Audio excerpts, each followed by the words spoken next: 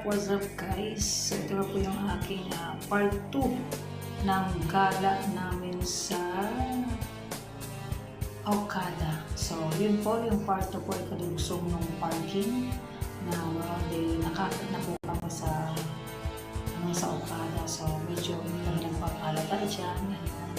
So, hinahanap namin yung kaibigan namin. So, yun, palinguling kami. Pero syempre, hindi na magpahalata. So, ang ginawa po namin dyan, nakakita po kami sa labi po nakakita kami ng information doon. So, yan, nagtanong kami kung saan po yun.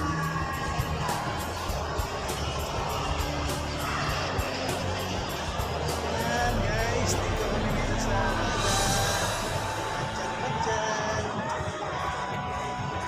Watch out that guys! Dito kami ngayon. Ayan. Pulo-pulo lang ang hair. Okay. At dito, dance. Tatanong daw siya.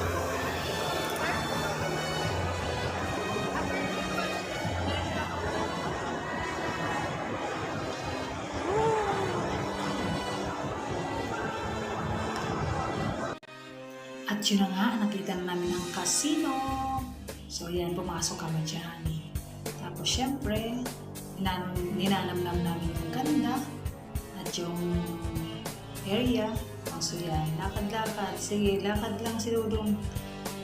Lakad lang na lakad si Dudong habang nag-video si Inday. So yun po, nakita na sila ng kaibigan. So yun po. At ayan, usap-usap ng konti.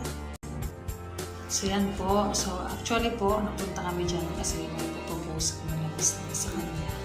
So, about dun sa aming binibentang lupa, so yan po. At syempre, paliwanagan din namin siya ng negosyo talaga.